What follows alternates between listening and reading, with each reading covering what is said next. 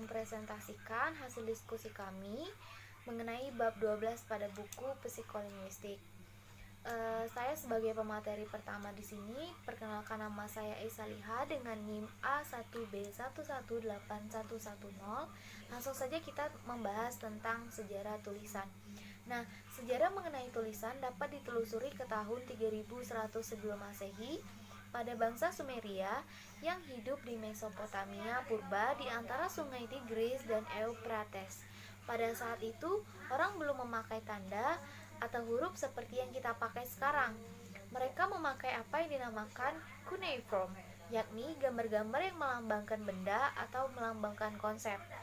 Nah, pictograph atau pictograph ini digoreskan pada tanah liat dan kalau dirasakan perlu untuk disimpan, tanah liat ini lalu dibakar sehingga goresan-goresan tadi menjadi permanen.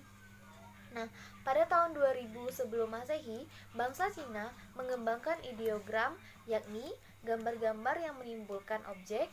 Ideogram ini kemudian dikembangkan menjadi logogram, yakni wujud simbol yang masing-masing mewakili kata. Nah, logogram inilah yang dipakai sampai sekarang. Perkembangan selanjutnya adalah tulisan yang dinamakan syllabary. Nah, dalam sistem ini, suatu simbol tidak mewakili kata tetapi mewakili suku kata. Selanjutnya ada perkembangan alfabet.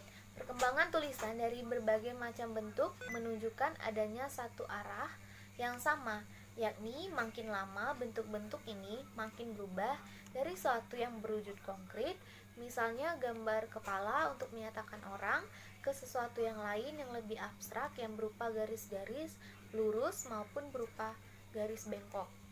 Nah, jumlah huruf sampai permulaan abad pertama hanya sampai huruf X, tetapi pada tahun 50 sesudah Masehi ditambah oleh Raja Claudius dengan huruf Y dan Z. Nah, dengan demikianlah lengkap sudah alfabet Latin ini. Grafem dan fonem. Grafem adalah keseluruhan dari huruf atau campuran huruf yang mewakili fonem. Suatu sistem tulisan yang ideal adalah bahwa hubungan antara grafem dan fonem itu satu lawan satu. Artinya tiap satu fonem diwakili oleh satu grafem dengan satu varian. Nah, sebelum diberlakukannya ejaan yang disempurnakan, bahasa Indonesia memiliki beberapa fonem yang masing-masing diwakili oleh lebih dari satu grafem. Secara keseluruhan, hubungan antara grafem dan fonem pada bahasa Indonesia sudah sangat baik, meskipun untuk vokal masih ada masalah dalam kaitannya dengan membaca. Korelasi antara grafem dan fonem ini memang peran yang penting, karena makin besar korelasi itu, makin mudah bagi orang untuk mengucapkan apa yang dibaca. Selanjutnya ada elemen pada huruf. Nah, kalau alfabet Latin kita perhatikan dengan teliti, maka akan kita dapati bahwa tiap huruf sebenarnya terdiri dari elemen-elemen yang sederhana, yang diramu dengan berbagai cara. Huruf P, Q, B, dan D misalnya hanya terdiri dari satu garis huruf setengah lingkaran. Perbedaan antara P dan Q hanya terletak pada letak setengahnya lingkaran itu. Nah, pada P lingkaran ada di kanan garis dan Q lingkaran ada di kiri garis. Nah, bentuk huruf tidak selamanya sama. Satu hal yang jelas adalah bahwa bentuk huruf kapital dengan huruf kecil seperti A dan A, huruf kapital A dan huruf kapital A, huruf kecil A, huruf kapital B dan huruf kecil b sangat berbeda. Tidak hanya itu saja, suatu huruf yang sama bisa pula tertuang dalam wujud yang berbeda, tetapi pembaca harus menyadari bahwa wujud yang berbeda-beda itu hanya merupakan gayanya saja. Selanjutnya ada tahap dalam membaca. 4 tahap dalam berbahasa yang sampai kini masih dianggap benar adalah tahap mendengarkan, berbicara, membaca, dan menulis. 2 tahap yang pertama berkaitan dengan bahasa lisan dan 2 tahap terakhir dengan bahasa tulisan. Tahap-tahap yang dimunculkan pada saat psikolinguistik belum lahir ini ternyata mempunyai landasan psikolinguistik yang kuat. Nah, dari apa yang telah kita pelajari pada bab-bab sebelum bab ini, Kita ketahui bahwa komprehensi selalu mendahului produksi. Anak mulai berbahasa dengan mendengarkan lebih dahulu, barulah kemudian dia mulai berbicara. Dua tahap berikutnya, membaca dan menulis, bukanlah merupakan persyaratan hidup, karena tanpa dapat membaca atau menulis, manusia masih saja tetap dapat mempertahankan hidupnya. Dalam membaca ada dua tahap utama yang dalam buku ini dinamakan tahap pemula dan tahap lanjut. Saya akan menjelaskan tahap pemula. Tahap pemula adalah tahap yang mengubah manusia dari tidak dapat membaca menjadi dapat membaca. Tahap lanjut adalah tahap yang dimana prosesnya bukan terkonsentrasi pada kaitan tata huruf dengan bunyi, tetapi pada makna yang terkandung dalam bacaan. Baiklah, sebelum rekan saya melanjutkan materi selanjutnya, saya akan menjawab 3 pertanyaan dari teman-teman kita. Pertanyaan pertama dari saudari Komsatun Yuliatun dengan NIM A1B118012, dengan pertanyaan, pada tahun 2000 sebelum Masehi, bangsa Cina mengembangkan ideogram, yakni gambar-gambar yang menimbulkan objek. Ideogram ini kemudian berkembang menjadi logogram, yakni wujud simbol yang masing-masing mewakili kata. Nah, coba jelaskan lebih rinci mengenai logogram ini beserta fungsinya. Saya akan menjawab pertanyaan dari Komsatun.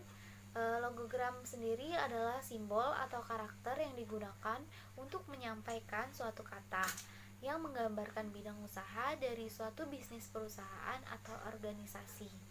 Nah, logogram ini juga dapat diartikan dengan logo berupa gambar yang digunakan untuk mempromosikan produk atau jasa dari perusahaan.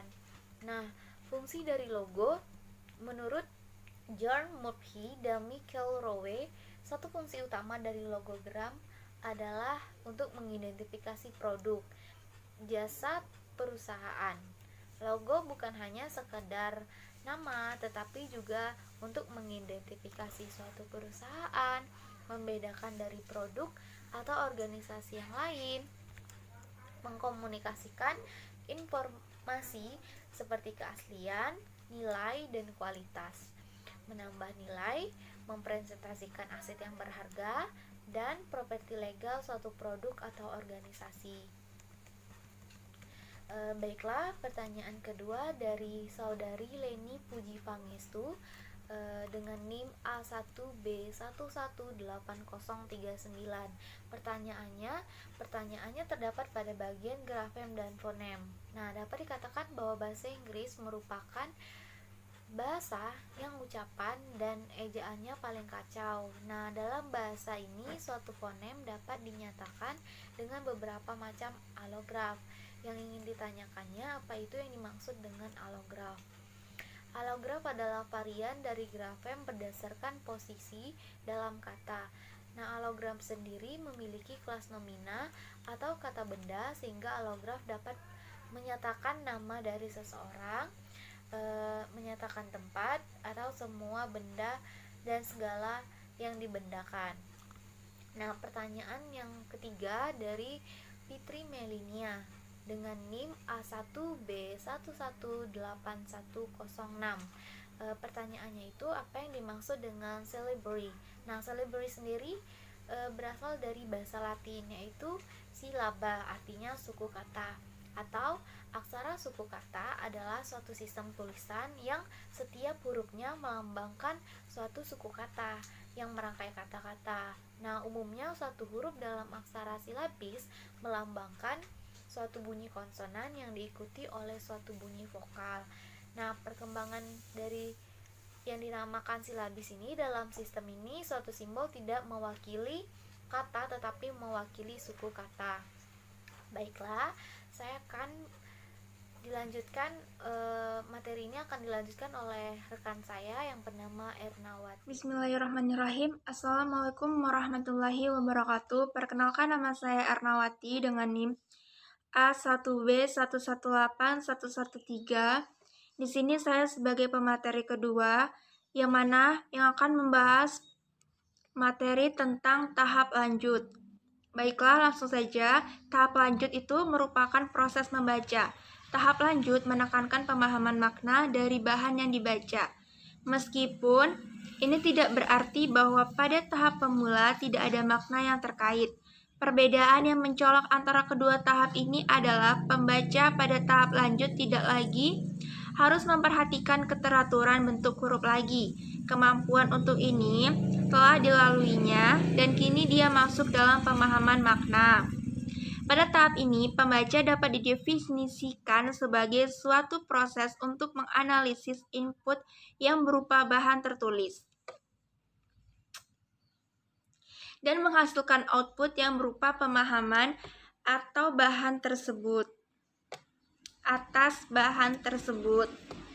Dalam beberapa proses seperti ini, ada beberapa persyarat yang harus dimiliki pembaca. Yang pertama adalah kemampuan memproses kata dan kalimat. Masukan yang berupa kata-kata ini harus diproses kata demi kata dan kalimat demi kalimat. Bagaimana kata itu diretrieve, bagaimana kata harus terkait dengan makna kata yang lain. Persyarat yang kedua adalah kemampuan untuk memahami apa yang tersirat dalam bacaan. Seseorang penulis tidak selamanya menyatakan sesuatu yang eksplisit. Pembaca harus memahami apa yang harus tidak ditulis dalam bacaan itu. Kalau penulis membicarakan mengenai kata besar dan kata yang ditonjolkannya, misalnya macetnya lalu lintas, banyaknya kejahatan, sukarnya mencari pekerjaan, dan hal-hal yang bersifat negatif, maka pembaca harus tahu bahwa yang tersirat dalam tulisan tersebut adalah bahwa hidup di kota itu tidak menyenangkan. Persyarat lainnya adalah kemampuan untuk menangani ihwal yang baru. Artinya, waktu membaca seringkali kita menemukan kata-kata baru maupun kata-kata yang pemakaiannya berbeda dari kata yang telah biasa kita dengar dan kita pakai sebelumnya. Misalnya, ada beberapa kata yang pemakaiannya berbeda dengan yang kata umum kita pakai. Kata kilir misalnya, merujuk pada anggota badan, seperti tangan dan kaki. Akan tetapi dalam konteks ini, kata kilir dipakai dengan kata lidah dan merujuk pada pengertian yang terkait dengan kekeliruan bicara. Persyarat yang keempat adalah kemampuan untuk memilih orang membaca karena ada tujuannya. Dua orang yang membaca satu bahan bacaan yang sama dapat menghasilkan komprehensi yang berbeda. Bila tujuan mereka berbeda, kalau bacaan tersebut mengenai perang di Ponorogo misalnya, pembaca A yang terfokusnya pada kronologi peperangan akan menekankan komprehensinya pada tanggal dan tahun perang itu. Pembaca B yang ingin tahu siapa saja yang membantu pangeran itu akan mendapatkan daftar nama dan bukan daftar tahun. Selanjutnya adalah metode pengajaran membaca. Ada dua pandangan yang saling bertentangan mengenai proses membaca ini. Sebagian orang berpandangan bahwa proses membaca itu dimulai dari bawah, bottom up, ke atas. Dalam pandangan ini, representasi fonologi dari setiap kata diramu dengan menerapkan aturan mengenai hubungan antara grafem dan fonem. Dalam bahasa Inggris, grafem P yang berjejer dengan H, seperti pada kata passe atau pon, diikuti dengan bunyi huruf yang lain, satu demi satu, sehingga akhirnya terbentuklah kata dari kata, kemudian ke frasa, klausa, kalimat, dan seterusnya. Sementara itu, ada pula pandangan yang dasarnya dari atas ke bawah atau top down. Cara ini tidak melibatkan fonologi, tetapi langsung dari ortografi ke makna, model atas ke bawah. Berasumsi bahwa konteks dapat secara langsung mempengaruhi persepsi kita tentang kata yang kita lihat, bentuk huruf yang beraneka ragam, atau yang tidak tertulis dengan jelas, tetap saja masih dapat dipahami dengan benar karena konteksnya. Begitupun kata yang salah eja, misalnya akan dapat dipahami karena konteksnya kepala kantor itu tamatan Atmajaya, alih-alih kepala kantor itu tamatan Atmajaya. Perbedaan kedua pandangan ini tercermin dari proses pengajaran membaca. Mereka yang percaya bahwa alur bawah ke atas akan mendasarkan metode pada cara fonik, yakni dari fonem ke suku, lalu ke kata, dan seterusnya. Penelitian mutakhir yang menunjukkan kedua-duanya tampak berperan dalam proses membaca. Selanjutnya adalah beberapa model untuk membaca. Terdapat dua model, yang mana adalah model atas bawah dan model atas ke bawah ini, yang sering juga dinamakan model berdasarkan konteks, mengasumsikan bahwa informasi tentang konteks dapat secara langsung mempengaruhi caranya kata dipersepsi dan diinterpretasi. Informasi dari konteks ini menyangkut beberapa hal. Pertama, adanya pengetahuan yang sifatnya umum dan sifatnya khusus. Pengetahuan yang umum misalnya pengetahuan yang dimiliki oleh siapapun. Sedangkan pengetahuan khusus adalah pengetahuan yang terkaitannya dengan pengalaman pribadi masing-masing orang tersebut. Keduanya adalah pengetahuan mengenai kendala-kendala sintaktik maupun semantik pada bahasa, baik bahasa pada umum maupun bahasa yang ia kuasai. Yang ketiga adalah adanya pengetahuan mengenai kendala-kendala atau konversi ortografik seseorang pembaca harus telah mengetahui sebelumnya. Bahwa huruf Q selalu diikuti huruf U. Bahwa bagi orang Indonesia, gugus konsonan di akhir kata itu tidak ada kecuali pada beberapa kata pinjaman seperti konteks dan kompleks. Model yang kedua adalah model bawah ke atas. Landasan dasar model bawah ke atas yang juga disebut model yang berdasarkan stimulus, bahwa rekognisi kata tergantung terutama pada informasi yang ada pada kata itu, bukan pada konteksnya. Di samping itu, rekognisi terjadi secara diskrit, berhierarki, dan bertahap. Informasi pada satu tahap dimanfaatkan untuk membangun tahap selanjutnya. Maka dari itu, pada tahap ini ada tahap sensori, tahap rekognisi, dan tahap interpretasi seandainya kata yang tercetak pada padi.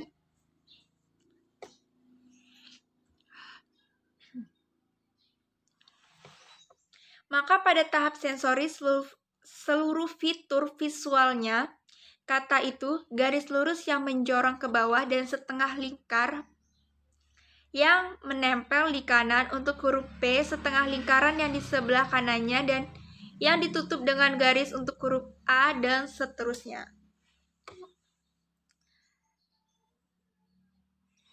Tentunya membaca bukan berhenti pada rekognisi kata demi kata saja, tetapi mencakup keterkaitan antara satu kata dengan kata lain.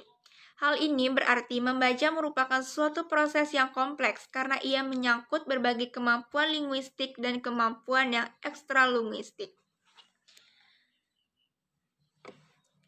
Itulah tadi uraian materi dari saya. Dan selanjutnya saya akan menjawab pertanyaan dari rekan-rekan yang telah bertanya. Yang pertama adalah Saudari Rotua Mesara.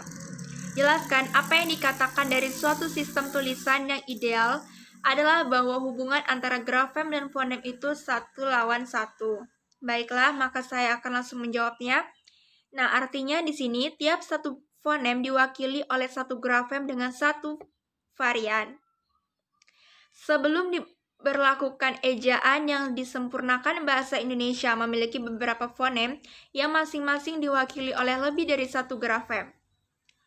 Dulu kita menuliskan kata baca dan baju dengan memakai TJ dan DJ, baca dan baju. Padahal T, D, dan J merupakan grafem yang berdiri sendiri.